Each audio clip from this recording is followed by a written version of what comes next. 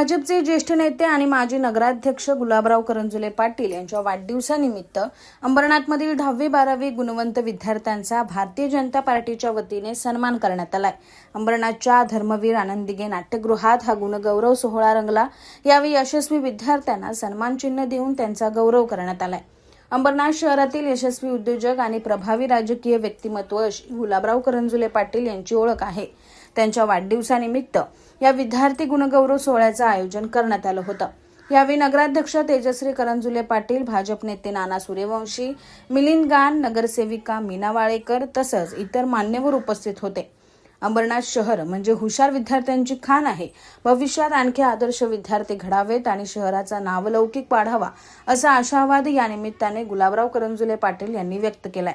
ज्या विद्यार्थ्यांनी माझ्या शहराचं नाव मोठं केलं, अगदी मेहनत करून 90-95-97% मार्कपर्यंत 98-99% मार्क मिळवले, अशा सगळ्या विद्यार्थ्यांचा गुणगौरव करणं हे आपलं कर्तव्य आहे।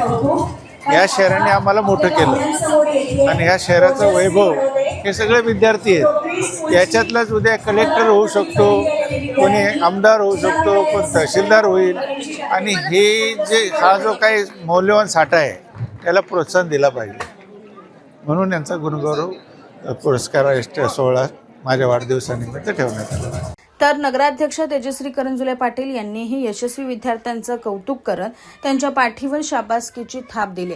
आपला वेळ अमूल्य आहे, तो वाया घालवू नका। नियमित शिक्षण घेत असताना विद्यार्थ्यांनी करिअरशी निगडीत कोर्सेस करावेत, तसंच पालकांनी विद्यार्थ्यांवर आपल्या अतिरिक्त इच्छा लादू नयेत असा सल्ला त्यांनी विद्यार्थी आणि पालकांना दिलाय।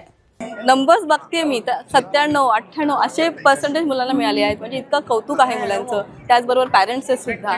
आणि हा संदेश इतकाच मी आज मगाशी भाषणामध्ये पण सांगताना हे सांगितलेलं आहे की आपला जो वेळ आहे तो खूप अमूल्य आहे आणि तो वाया घालून देऊ नका।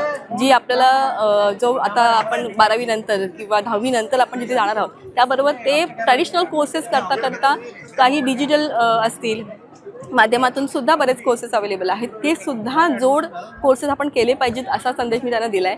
आणि पॅरेंट्सवर बर्डन देऊ नका, पॅरेंट्सनी पण समजून घेतलं पाहिजे आणि विद्यार्थ्यांनी पण समजून घेतलं पाहिजे। जे पिअर कॉम्पिटिशन असतं, पिअर लेवल ज्या मुलांच्यातलं मुलांचं कॉम्पिटिशन असतं ते कमी होऊन त्यांनी स्वतः करिअरचा विचार करता स्वतःला ज्याच्यामध्ये आवड आहे ते आपण निश्चित घेतलं पाहिजे आणि समजून घेतलं पाहिजे। आणि मी म्हणते पॅरेंट्सनी आणि विद्यार्थ्यांनी दोघांनी सुद्धा करिअर गायडन्सचे प्रोग्राम अटेंड केले पाहिजे, जेणेकरून जे संवाद साधून त्यांनी फ्युचरचा त्यांचा जो निर्णय असेल करिअरच्या बाबतीत तो घेतला पाहिजे की ही जी मुलं आहेत हे आपलं फ्युचर आहे आणि त्यांना घडवण्यामध्ये आमचा काही हातभार लागतोय तर त्यासाठी आम्हाला आनंदच आहे। आणि मी त्यांना सांगितलं आहे जी काही गायडन्सची मदत पाहिजे असेल त्यांनी नक्की आमच्याकडे अप्रोच करावं। जी काही मदत लागेल गायडन्ससाठी, फ्युचर काउन्सिलिंगसाठी ती आम्ही नक्की करणार आहोत।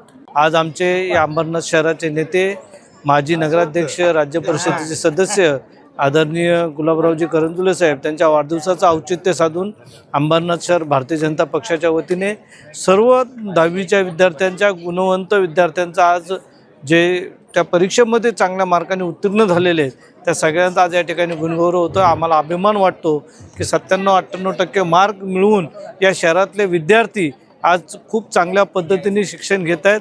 आज या नाट्यगृहामध्ये हा कार्यक्रम होतोय, म्हणजे हे नाट्यगृह सुद्धा या शहराला मागच्याच काही महिन्यांमध्ये या ठिकाणी मिळालेलं आहे। म्हणजे या शहराचा विकास होतोय आणि ही सगळी गुणवंत विद्यार्थी भविष्य ह्या शहराचं आहेत आणि त्यामुळे त्यांच्या माध्यमातून या शहराच्या विकासाला भविष्यामध्ये हातभार लागेल। मी त्यांच्या भावी आयुष्यासाठी त्यांना खूप खूप शुभेच्छा देतो। धन्यवाद। या गुणगौरव सोहळ्यानं विद्यार्थीही भारावून गेले होते। यातून विद्यार्थ्यांना प्रेरणा मिळेल असा विश्वास विद्यार्थ्यांनी बोलून दाखवला। खूप चांगलं, एकदम प्राऊड फील होतं। मला फक्त त्यांना सांगायचं आहे की believe in your self and keep working hard. Consistency खूप पाहिजे आणि किती पण अभ्यास करा पण कन्सिस्टंट राहा दररोज। जवळपास 500हून अधिक गुणवंत विद्यार्थ्यांचा यावेळी सन्मान करण्यात आला। यावेळी विद्यार्थ्यांसोबत पालकही मोठ्या संख्येने उपस्थित होते। ब्युरो रिपोर्ट, न्याय दरबार, अंबरनाथ।